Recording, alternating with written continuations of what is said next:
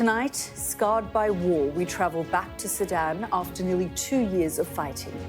Burnt and broken, we see the life-changing injuries inflicted on the most innocent. And meet the families coming to terms with the most unbearable loss. This baby is less than a year old, Jihan. Her siblings, mother and grandmother were killed in that strike, and she survived, but the whole neighborhood is rallied around her, knowing full well that this child will spend the rest of their life reckoning with this war. And as you'll find out tonight, the wounds from a devastating war like this are often deeper than what we can see. Our Africa correspondent Yusra El-Bagir will be live in Sudan's capital. And later in the programme, everything has changed. The Prime Minister's message as he pledges to boost defence spending. Extra money to protect the UK will be funded by slashing the overseas aid budget.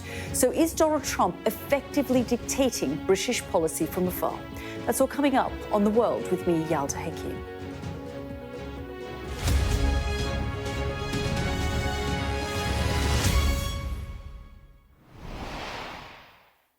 Good evening. We'll have special coverage of the war in Sudan in just a moment, but we begin tonight with breaking news.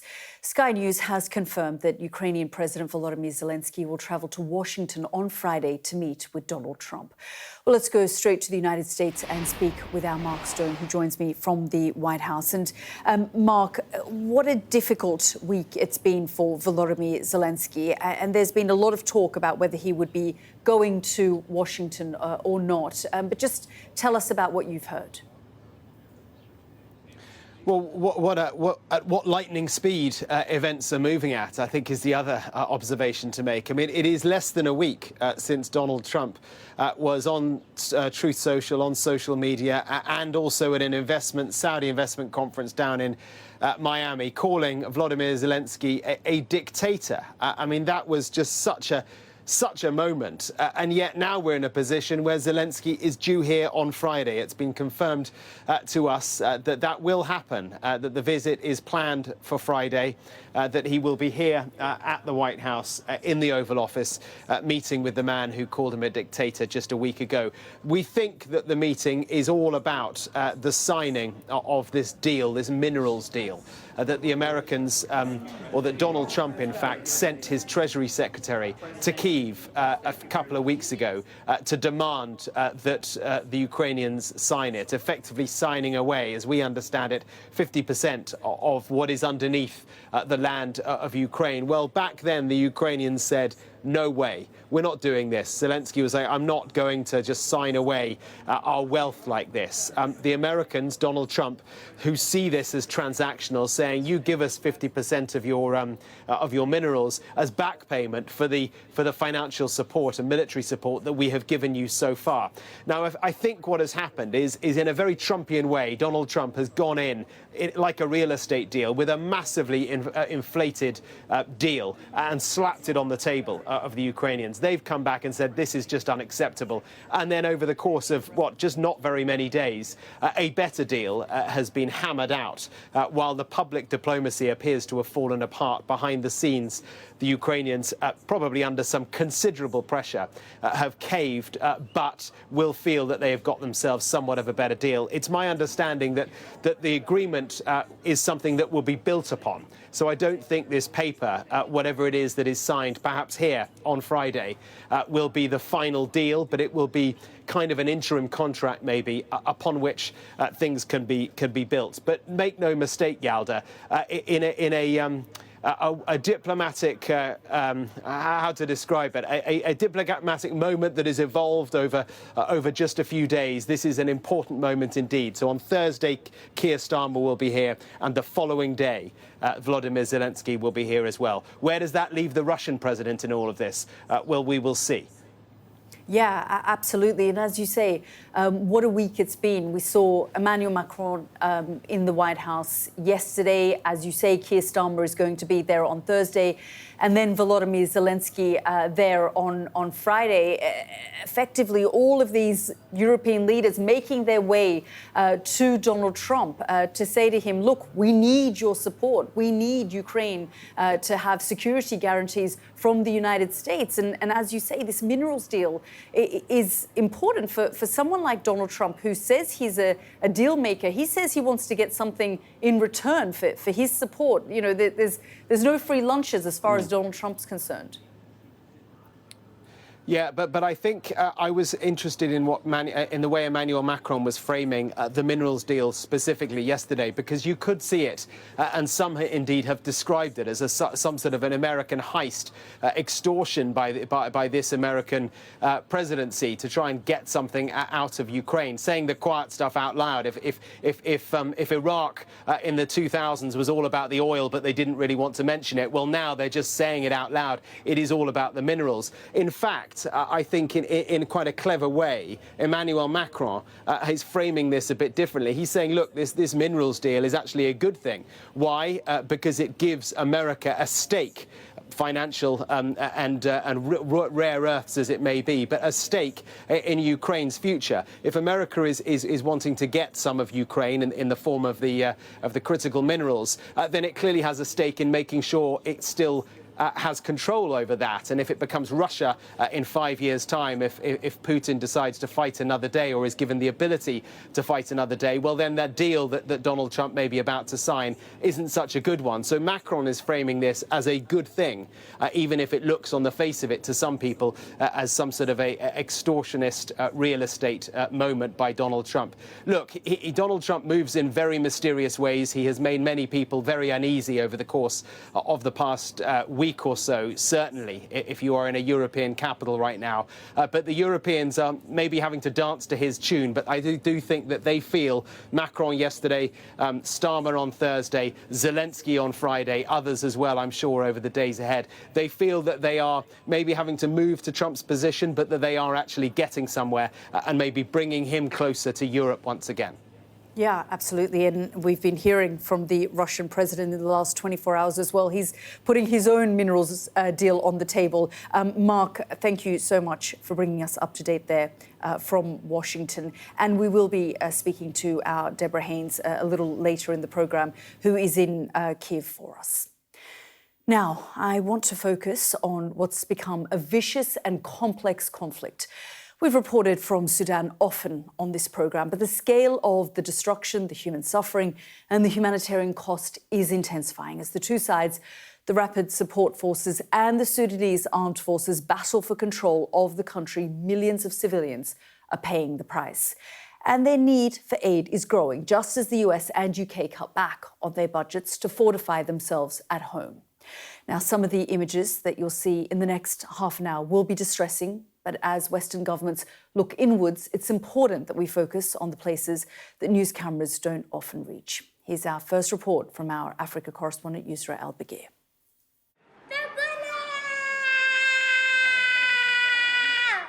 A scream of sheer agony from a child tortured by the blast that set her on fire. She cries for her mother, who can't afford to change her soiled bandages. Khadija was burnt as she pulled her daughter out to safety. They survived the shell that hit their home, but have to contend with what it left behind. I'd rather die than hear her cries. We are so exhausted. I am praying she recovers and one day plays and lives like any other child. Everywhere we turn, a child is connected to a lifeline. Oxygen, IV drips, consoling tap of a mother, of little help in the disaster of this war. Children of all ages are bearing the brunt of this war, whether it's sickness, disease, hunger, but also direct combat injuries. And even as the military moves forward and reclaims more territory, it's an entire generation that will have to contend with the horrifying impacts of this conflict. The number of patients increasing. The number of patients is increasing. Increasing, yes. The reclaiming of territory held by the RSF has flooded this hospital with children cut off from vital care for months. The total number of patients per day, the casualty, will arrive 150. Wow. All of them children? All of them children. For the mothers who come here, the war is changing their children at every level. The He just won't gain any weight. We check his weight in grams. His older brothers have become violent, obsessed with fighting and naming types of guns.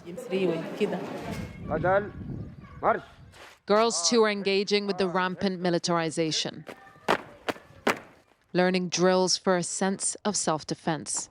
The stories of mass rape and sexual slavery at the hands of the RSF take on new meaning as girls break free and share the horror they've faced. Hanadi was only 15 when an RSF fighter forced her into marriage and kept her as a sex slave. He shot my mother and detained my dad and brother. He'd force me to sleep with him. He'd tie me down to the bed and say I had no choice. Other times, he'd beat me. When she fell pregnant, she had to fight to keep her baby. When he found out I was pregnant, he took me to get an abortion. After I refused, he tried to make me miscarry. Millions of women and children are at the mercy of troops on either side, with the army and RSF both accused of war crimes and recruiting child soldiers. As the battles for control continue, the most vulnerable civilians are constant collateral. More shelling has destroyed another family. 8 people killed in a single strike. 4 of them were children, and the youngest was only 3 years old. 3 girls and a boy, says the mortician. I ask him how he feels about these small bodies. We're grown-ups. We found all we need in the world. But why were they involved? They were innocent.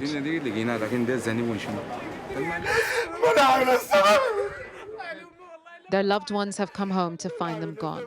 8 of them across 3 generations, killed by an RSF shell. She lists the casualties: her mother, her sister, her niece, then is overtaken by grief.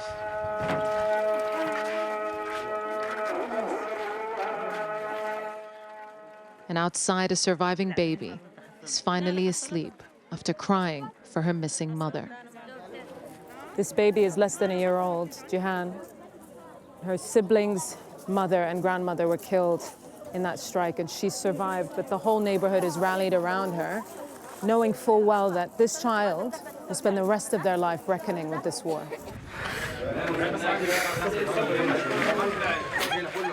Here, the youngest are hit the hardest, grappling with inconceivable loss, as those they lean on to survive this war become its latest victims. Yusra al-Bagher, Sky News, Omdurman. And we'll be speaking to Yusra in just a moment, but the children and families whose lives have been changed forever by that war is what we'll be discussing with her. It's important to pause now and remind you of the background to this conflict. It's been a long time since we focused on British citizens trying to flee Sudan. So much more has happened since then. Here's our data and forensics correspondent, Tom Cheshire. The ongoing war in Sudan is a vicious and complex conflict. After a military coup ended a fledgling civilian government in 2021, the two forces who launched that coup eventually turned on each other in 2023. The Sudanese Armed Forces, SAF, and the paramilitary Rapid Support Forces, RSF. By July last year, this was the territory controlled by each side. And this was the peak of RSF territorial control here in yellow, along with their aligned groups in red. And they continue to make important gains in eastern Sudan. The SAF here in green look to be in a losing position. But from October 2024, that started to change. The SAF recaptured the significant Jebel Moya mountain range in the east, and it's continued to retake areas around the capital of Khartoum. So this is what the picture looks like today. The SAF has captured Soba town east of the capital of Khartoum, and now both sides are battling for ground in the capital itself, with the army saying it's making gains in the heart of the city and also in the strategic city of Al Ubaid to the west.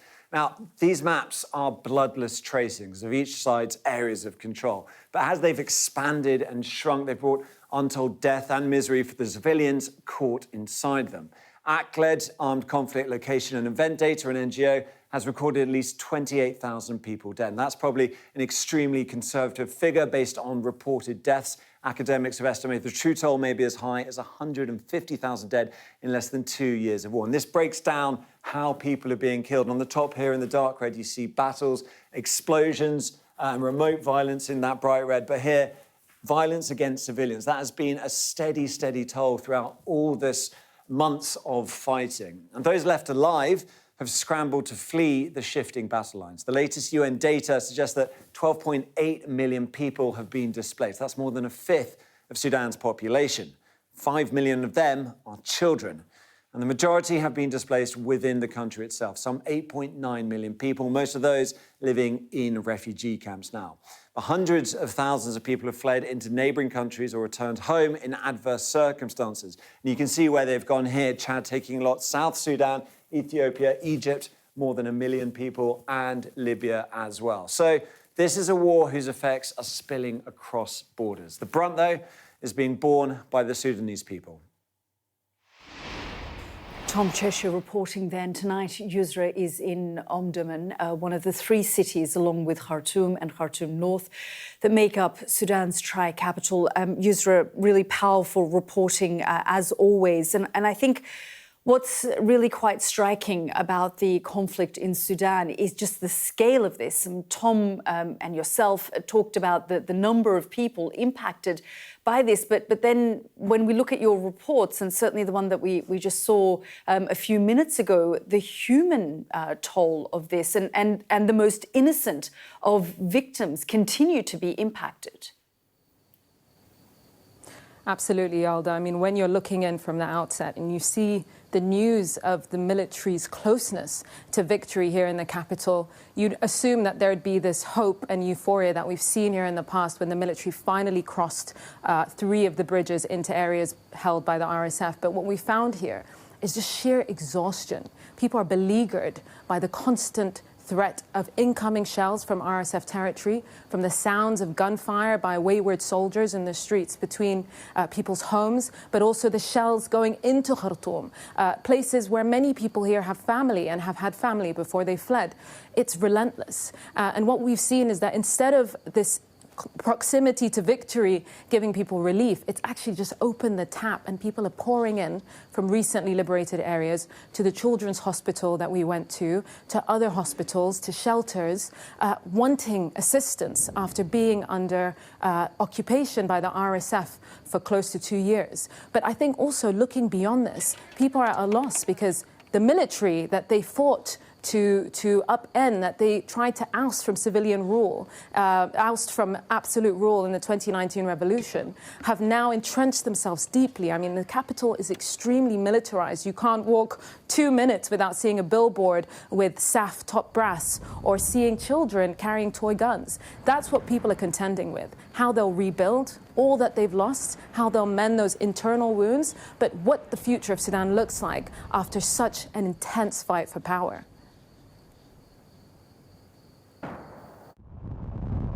A ghost of a capital. Charred, burnt buildings.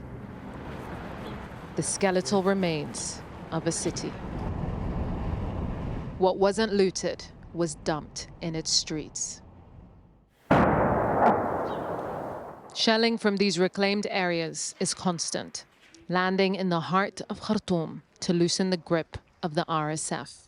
It's taken nearly 2 years to get this close to a key bridge connecting parts of the capital to Khartoum. And even though we've made it here, we can't cross it because the snipers around the bridge make it way too dangerous.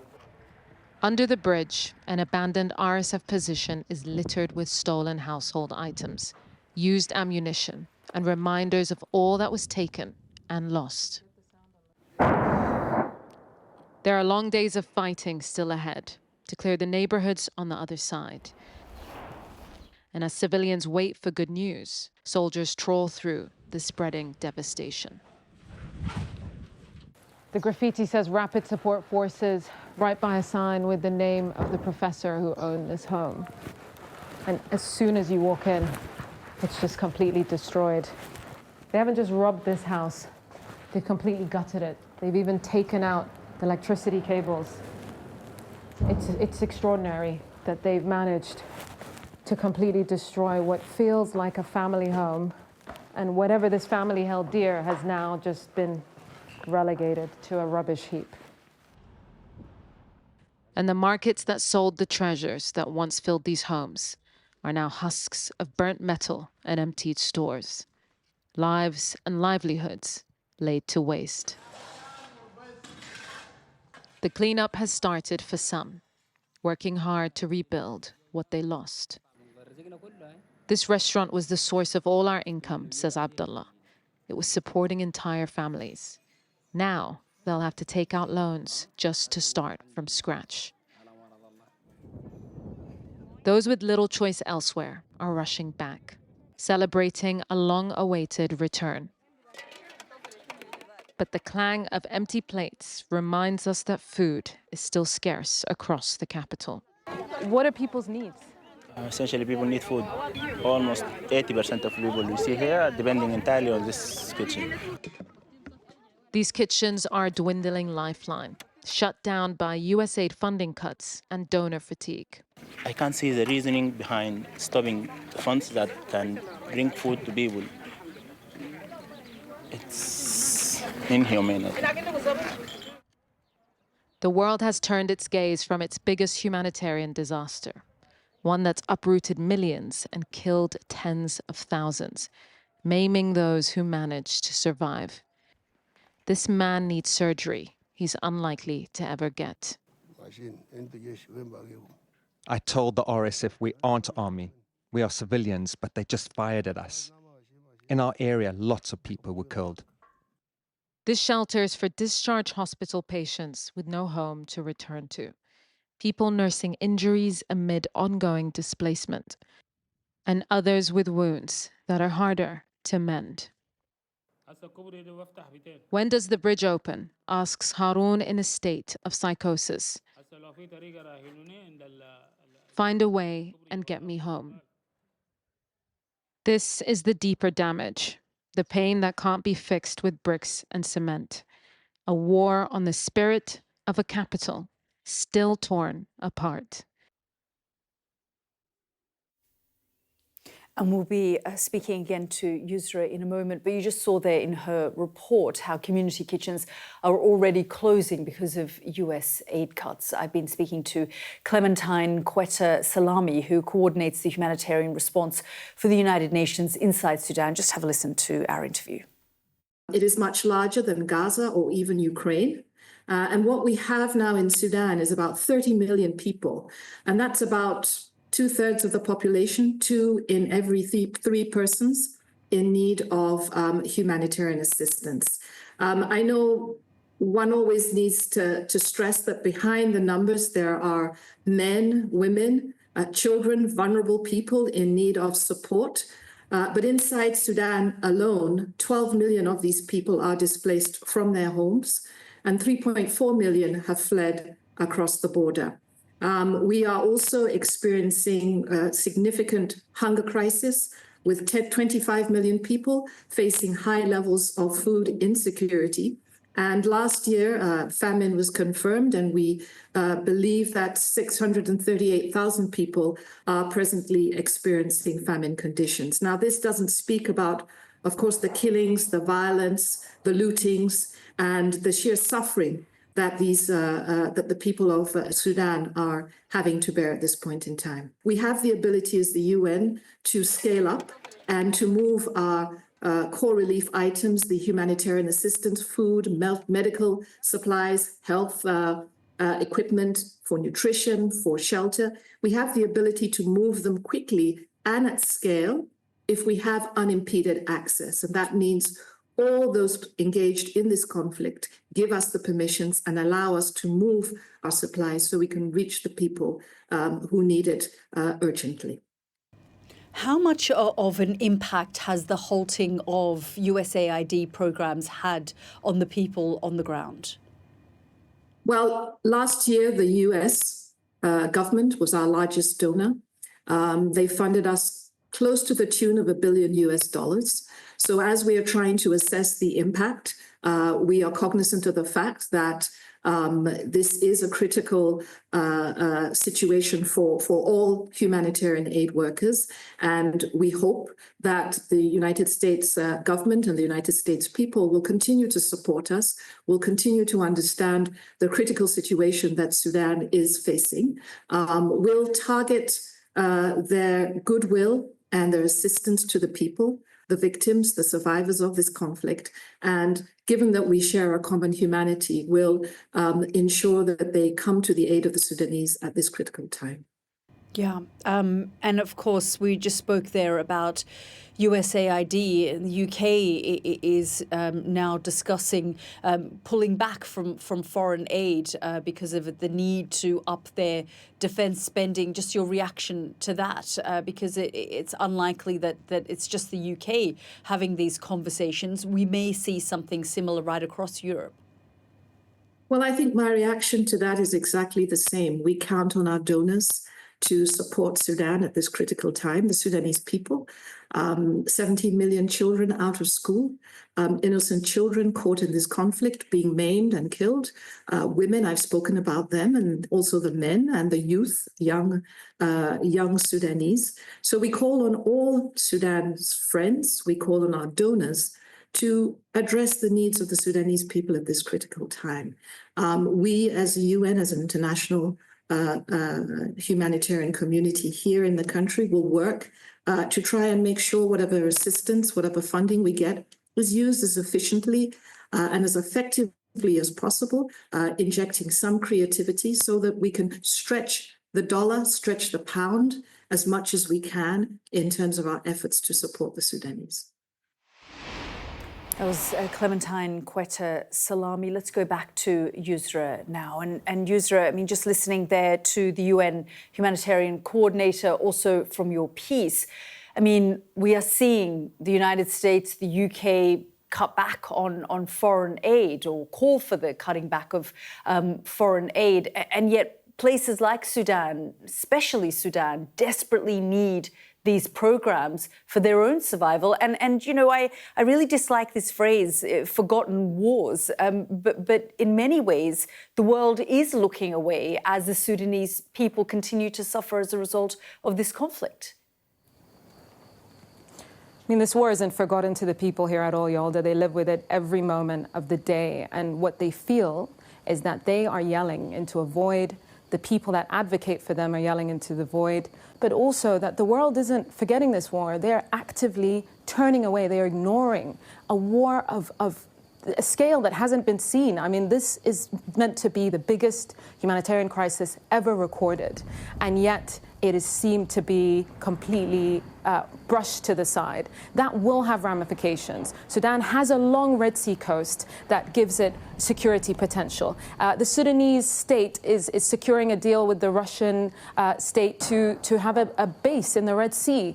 There's also access to huge reserves of gold and uranium. But I think it's quite sad that we have to put forward these factors that sell ourselves almost to get the care that is needed here, not just for the security of the country or the region, but for the children here, for the elderly, for the people that are suffering that really need help. The UN has been trapped, I would say, between the warring factions. They've relied on humanitarian access that has been withdrawn just based on the drive to win a war that has been impossible to end. And at the same time, the INGOs and the mutual aid groups here that rely on US aid and have the access and the agility have suffered. This is a complete dead end for people here. All they're hoping for now is that the military will succeed in pushing the RSF out of the capital, and then they will have to face the struggle of everyday survival.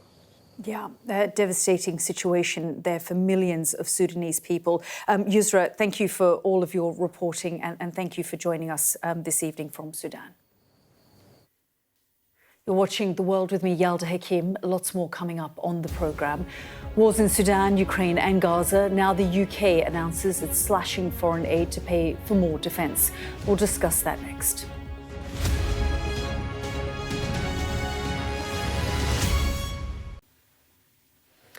Welcome back to the programme. Well, we've been focusing on Sudan tonight. The UN's coordinator there believes the need for assistance is worse than in Ukraine and Gaza. And it's at this very moment that the UK's Prime Minister Keir Starmer made what he describes as a painful choice to slash foreign aid. He did that after Donald Trump made it clear that European countries need to spend more to keep people safe. Just have a listen. Tyrants like Putin only respond to strength. So today I have announced the biggest sustained increase in defence spending since the end of the Cold War. We will keep our manifesto commitment to spend 2.5% of our GDP on defence. But in light of the grave threats that we face, we will bring forward that target so we meet it in 2027. This investment can only be funded through hard choices. And so today I've decided that we will fund the initial increase in defence spending by cutting our spending on overseas development.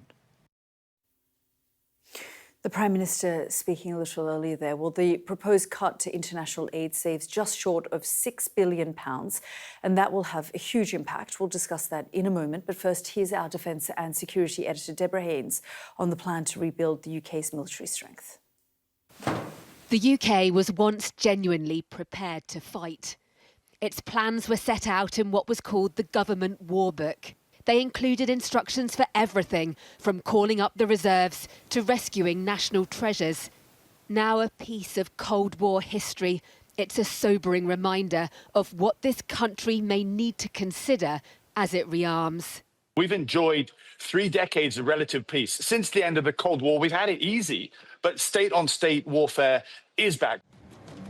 Reaping what was called the peace dividend, successive governments chose to hollow out the Army, Navy and Air Force following the collapse of the Soviet Union.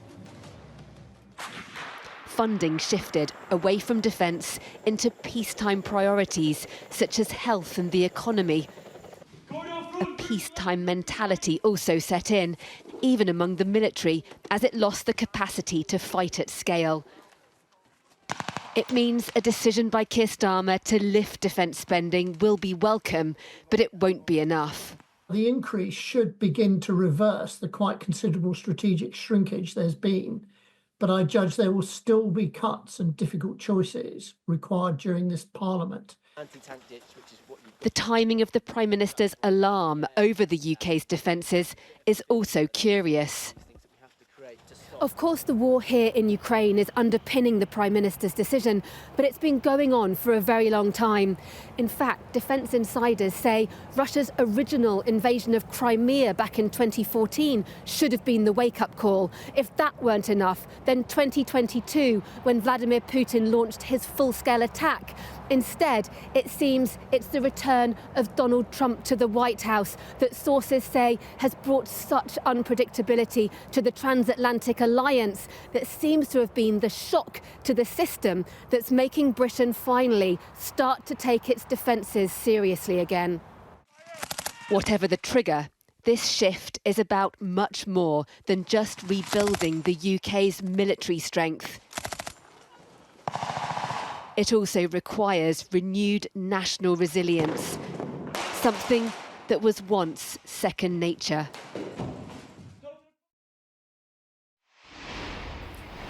And Deborah joins us live now from Kyiv. And Deborah, you've been in Kyiv for the last week or so. We've just heard in the last half hour that President Zelensky is going to be heading to the White House to meet Donald Trump on Friday. And of course, we're going to be seeing Keir Starmer there on Thursday. And Keir Starmer himself said, look, I'm going to have your back when I speak to Donald Trump. And he's shown that today, the need to up defence spending.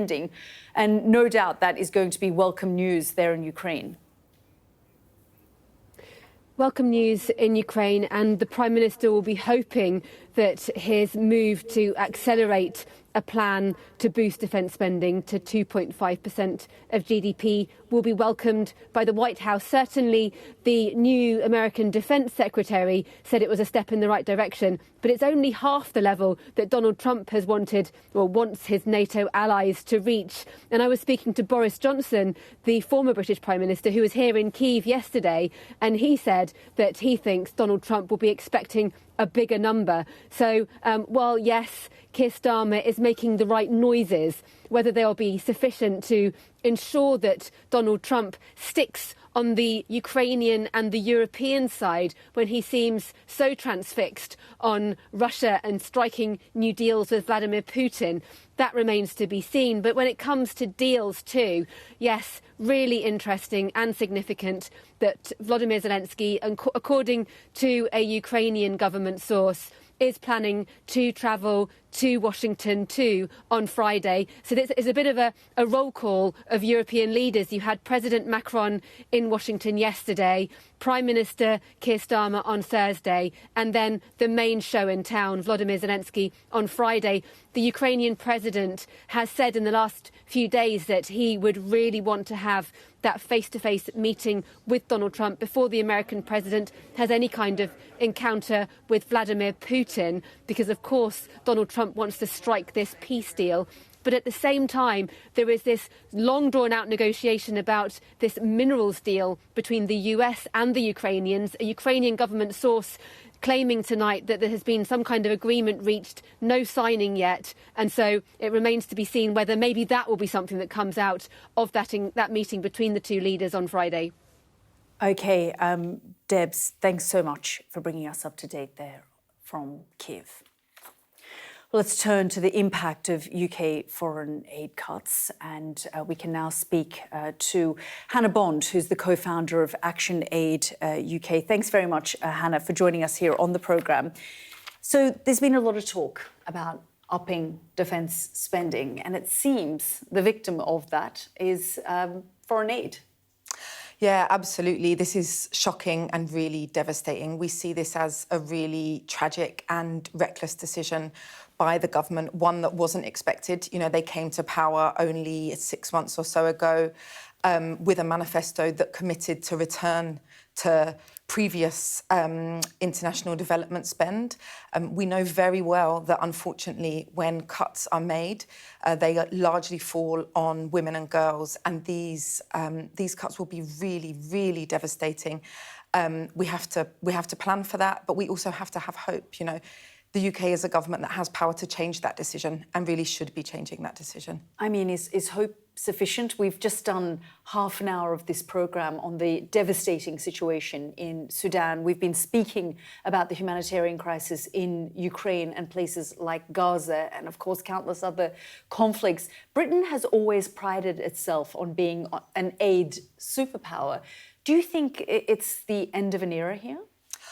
I mean, I hope not. And it shouldn't be. You know, it's incredibly important that this funding is increased, that it is restored. We do incredible work at ActionAid all around the world with women's rights organisations and with women and girls. You know, this kind of funding will mean that there's less these kind of cuts will mean there's less funding for education, for public services such as healthcare, at a time when, as you say, you know, the world. This funding is really needed. You know, change is made when we support each other, when we stand in solidarity with each other. And cuts like this is so far from standing in solidarity with each other. It's rather actually just kind of taking away what the UK has actually committed to. There are those who say, you know, Britain's aid to these places is part of its soft power. It keeps Britain safe, ultimately. It goes hand in hand with something like defence spending. There are others who say, actually, why should we be sending aid to these places? Just help them understand the difference. Yeah, you know, the UK has a huge kind of historic role in the world for which, you know, we have a responsibility to provide this kind of funding that is really sort of game-changing. You know, we've heard a lot today about national security, but what is national security?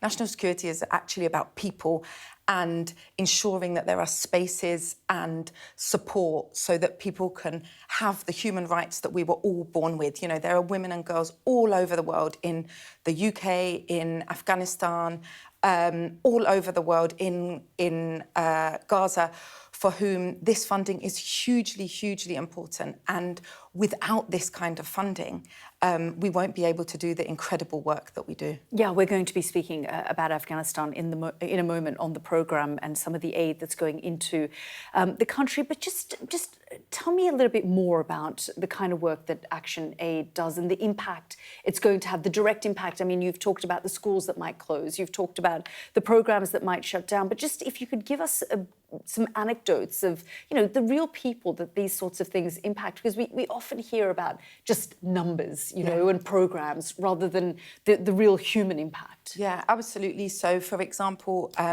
in Gaza, we work with Al-Auda Hospital, which was the only functioning hospital remaining following the bombardment in the north of Gaza.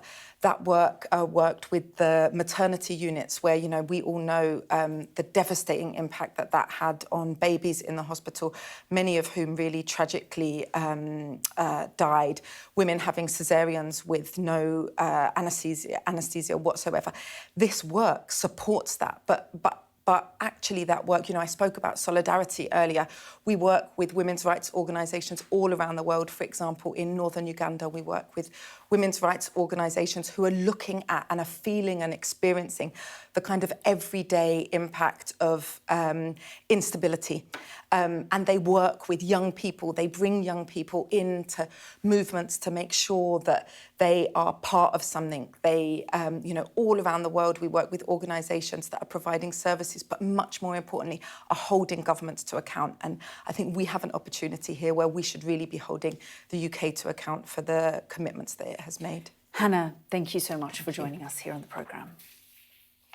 Well, this is The World with me, Yalda Hakim. Lots more coming up on the programme. We've just been speaking to Hannah about the situation in Afghanistan. We'll be speaking to a charity that's reaching parts of Afghanistan never touched by aid groups before.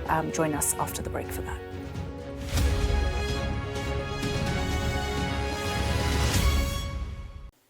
Welcome back. Let's turn our attention now to Afghanistan. Isolated and largely ignored, the country today faces one of the world's worst humanitarian crises. Governments have cut off its Taliban rulers, while aid agencies are blocked from going in or in too much danger to work there. The International Network for Aid, Relief and Assistance, or INARA, is one group that is in Afghanistan. Have a look. Mothers who are struggling to just feed their kids. It'll keep your head nice and warm. And has it been hard for you to sort of raise the family and keep it together? And working as a cleaner. Is it getting harder to find work now, though, as a woman? Yes, she says. The space for women to be able to exist and work continues to shrink. Girls above the 6th grade are still being denied an education. We drive past what was a female dormitory at one of the universities. It's all empty. And Arwa Damon, president and founder of the charity INARA, joins me now. Arwa, it's so good to see you. The last time we spoke, you had just come out of Gaza, and now you've just been to Afghanistan, where you've had a programme in the country for some time now. Just talk us through the sort of support that you are trying to provide the most needy in the country. Well, right now we're really focused on the female-headed households. Basically, these are women whose husbands are either, for the most part, dead, in some case due to the violence over the last 10, 15, 20 years, in some cases due to disease. But basically, it is on the mother to be both mother and father and breadwinner, and that is becoming even more difficult. And the thing is Afghanistan has roughly 553,000 female-headed households. And these women really have no way to be able to provide for their children. And as a result, you end up with a lot of the kids who are out on the streets, either begging or trying to do whatever, work it is that a child can do. They're effectively having their childhoods stolen away from them. And so at this stage, what we initially did, our first project there was winter kits. So basically for the kids to be able to stay warm, but we're also looking at delivering food parcels throughout Ramadan. But with all of these aid cuts that are happening, with the US suspending a lot of its programs, it's really aggravating what was already something of a starved system. Humanitarian assistance to Afghanistan was already being described as starved. And right now you have a situation where roughly 65% of the population is heavily reliant on humanitarian assistance. Some 15 million people there are malnourished. And the World Food Program last year, for example, was barely able to reach half of the people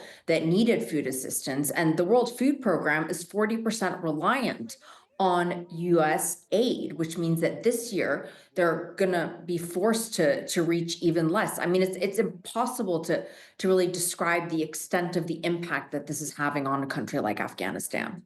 Yeah, absolutely. I mean, every year since the fall of Afghanistan to the Taliban, we've seen humanitarian organizations do this sort of appeal, especially as the harsh winter came in, how difficult things were. But just talk us through the challenges for women in the country, because of course they were dealing with the violence and the bombardment before the Taliban takeover, and now they're dealing with a brutal regime that effectively locks up women and children, girls over the age of 12, as we saw there in your report, and I've been covering for some time, cannot go to school. They've been pushed out of the public eye. How challenging is it then for these women, for these girls, to be the breadwinners of their households when they can't even really go out and work and provide for themselves? One of the distributions we did, so the clip that you showed there was when we went house to house, but then we had, one where all of the beneficiaries came to us. So basically the women were coming to us with their kids. And so it was a fairly large gathering. And I just remember they were all kind of crowded around, showing such a depth of graciousness and gratitude, but also talking about things like, I have 5 kids, my husband is dead. I have 4 children, my husband is dead. I used to be able to, get a job doing X, Y, and Z. Women, for example, were working in hair salons. They were, holding all sorts of other jobs, not to mention significantly higher positions, within society. And all of those opportunities have been taken away from them. And it really leaves them with very, very little options. And a lot of these US funded programs are actually quite focused on women and girls and on providing support for them and ensuring that they were able to provide for their families. And it's not just about, the provision of things like food. You also have, roughly 200 healthcare clinics across the country that, are going to be forced to shut down because of this. You already have at least 50 local and international organizations that have either partially or fully had to shut their doors. And without the sort of, assistance that humanitarian organizations can provide, I mean, one shudders to think what is actually going to happen to these women and girls. I remember there was, one young girl who I met when I was there.